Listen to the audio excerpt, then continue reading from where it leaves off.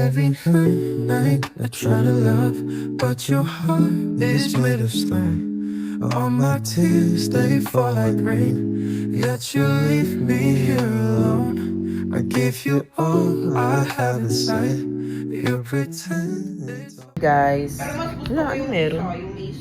Status Post Journal Club for the month of January. Yeah, that's our chief for ya. Hindi naman siya nasabaw. Ayan, so napilitan kami kasi mag-ask ng questions. Pasensya ka na. Sinasabi ko kanina. Pero nasagot mo naman. Okay tayo ni Doc Katsi. Hi, Doc Katsi. Oh. Yan yung chip nyo. Hi, Doc Canlas Australia. Chip? Chip. Chipmunk. Yung chief rest namin, minamasahe lang ako. Pag chief kasi dapat latest yung phone. Yes. Latest yung MacBook. Yes. Latest yung, nasa yung iPad. Nandun. Ganun talaga. iPhone 16 Pro, 1 TB, fully paid. fully paid, without case. Oh, di nag-case. What case? What is money? Donate sa kanilang fee. Oo. Kahit 99 So, hindi ka pesos pwede lang. mag-chief. Walang pagbiling fee. Oo. Ganun talaga, ma'am. Naubos sa Kaya iPhone. nga naka-iPhone ka. It's not like Hoy, that. alam mo Ayan, ba, yan naman, bumili ako si Ma'am sa Lynn, yun si Circuit. Napapogi talaga ni Circuit. Si Ma'am Lynn makulit. May kwento. Di ba bumibili ako sa Powermac? Mm. O, so, ang mahal na ng iPhone 16. Mm. Magkano po yung yung screen protector? Mm. Mga na isa 800. Sabi Mm. hala, kinukompute ko na yung price. So, magkano po yung sabi nung natalagabenta, ma'am, baka gusto nyo dagdagan na din ng Case. ng case. O, sige. 2 plus. 2 plus. Sabi ko, ma'am, huwag na lang po. Labas na lang. So, after bumili ng iPhone 16 Pro Max, 1 TB, fully paid, pang Shopee na lang yung case. 99 pesos. Accepting donations. Tingnan mo. Guys. Yung akin naman, luma na tong phone ko, pero maganda naman yung case. 15 lang yung sayo eh. Luma 15, nga. diba? Sabi ko, Hindi, Sony Angel ko, kasi bigay sabi ng niya, pamangkin ko. Luma na. Eh, yung luma niya, 16 lang yung latest, 15 Hindi! sa kanya. 14 lang to. Tapos ito, dogs ko, napaka-cute. Bye, guys!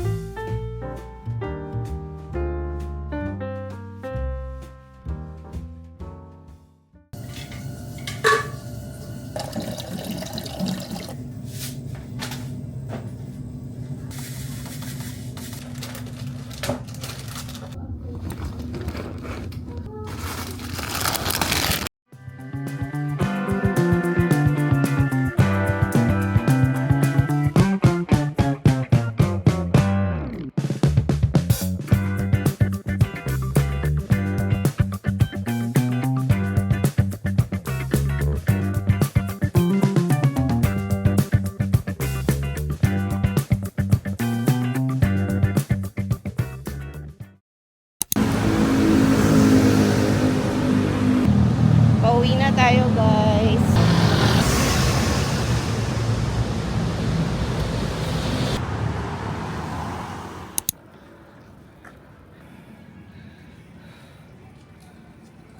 Hi, Lynn. Hi.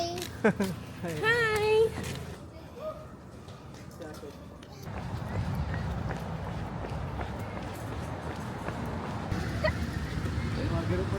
Ay, statwa daw na.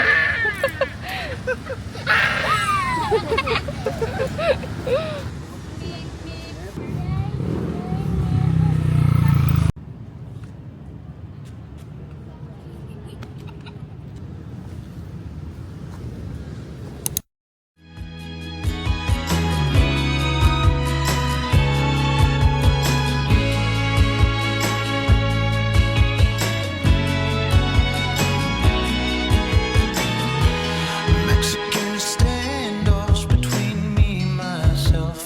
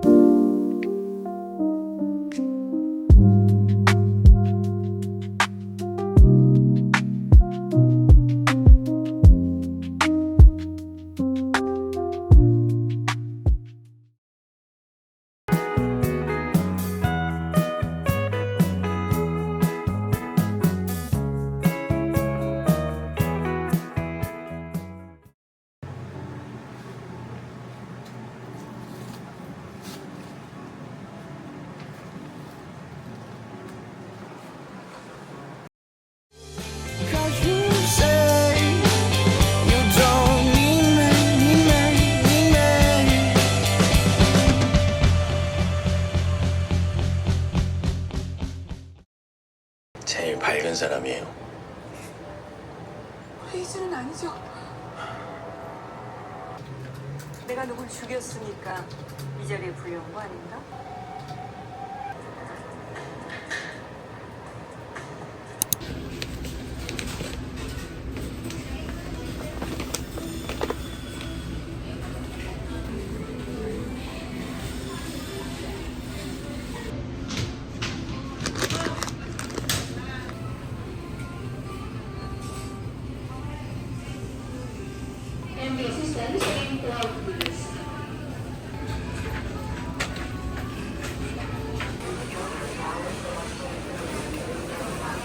Nakauwi na ako. And share ko lang sa inyo yung bigas na kinakain ko. Nag-order din ako sa Wonder Health ng shirataki rice. Hindi ako sure if sa kanila ako nag-order even before kasi wala na yung old Lazada account ko. Pero ever since na hindi pa sila ganun kakilala, may in-order na ako talaga ng shirataki rice sa Lazada. And then nung nag-search ako ng shirataki rice sa Lazada account, siya rin lumalabas. Tapos yung top seller, siya yun. So, parang feeling ko sa kanya ako nag-order before, pero hindi pa ganun yung packaging nila. Anyways, while waiting sa aking shirataki rice, kasi ubos na siya, mas madali daw yung lutuin, sabi ni Brian. Kasi, pag ako nagluto, malamang malata. Pag si Brian nagluto, sakto lang talaga yung pagkakasaing niya. So, kaya bumili muna ako sa marketplace, dito sa may Power Plant Mall ng brown rice. Ito yung brown rice na binibili ko, ganyang brand siya. Sa lahat ng brown rice na brand na nakita ko doon, ito yung pinakamababa yung calories. 2 kilograms to for like 233 pesos. Tapos, 150 yung calories niya. And then, mayroon ako nakita. Akala ko kasi pwede itong pang substitute sa shirataki rice ko. Kasi mas mura to, 149 lang yata siya, 1 kilo. This is slimmer, slow glycemic rice. Yung texture niya kasi parang sa shirataki rice. Pero ngayon kasi like sinasayang na siya ni Brian nung hinawakan namin, parang siyang normal rice. But this one, mas mababa yung calories niya kaysa sa brown rice. This is 133 calories lang. So, ito muna yung pinaluto ko. And then, pag okay siya, saka masarap, ito na lang bibilin ko. Uubusin ko na lang yung shirataki rice na darating. Kasi guys, to be honest, nung pumayat ako, hindi naman ako as in nag-no rice at all. Like, siguro for 1 week, wala akong rice and then may isang araw na mag-rice ako, ganun. Minsan, ang kinakain ko yung normal rice lang. So, alam ko talaga sa sarili ko na mag-work naman din sa akin kahit hindi ako mag-shirataki rice forever. Kaya meron akong alternate na brown rice. Tapos, ang sarap na itong brown rice na to. Na-try ko na din yung black rice, red rice, pero ito talaga yung pinakagusto ko kasi mababa talaga siya sa calories. Tapos, tofu. Ang ginagawa ko, brown rice, tapos ulam ko tofu. And then, more on workout, saka yoga, ganyan. Pero hindi pa ako nag-enroll ulit sa yoga. And then, fruits. Super favorite ko yung mga ganito ng marketplace. Kaya lang, madalas hindi siya matamis. Minsan lang kami makachempo ng matamis. And then, may nakita ko na dalandan. Yung nakita nyo kanina sa cart. Ayan siya. Naglagay lang ako ng onte. And etong oat side, first time ko siya matitikman. Pero yung pinaka-original milk neto, minsan, yung coffee ko, like pag sa Dot Coffee ako nag-order, before pa nung wala silang collaboration doon sa Milk ni Nadine, eto yung pinapalagay ko. Pati sa yardstick. Pero now, kasi nakalagay siya ng coffee. So, siyang tikman. So, I'm trying to lose down weight paunti-unti. Like, hindi biglaan. So, minsan, kumakain pa din ako ng normal meal. But most of the time, fruits na lang talaga. Saka, kailangan disiplina, diet talaga. Ang hirap sobra, pero after a week, or almost 2 weeks na din yata, paunti-unti, kinakaya naman. Tapos, hindi na siya masyadong hinahanap-hanap ng katawan ko. Matamis. Galantan.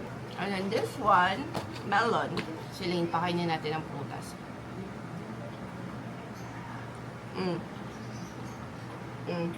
Pero alam nyo, ito lang, solve na ako. Ang crunchy niya.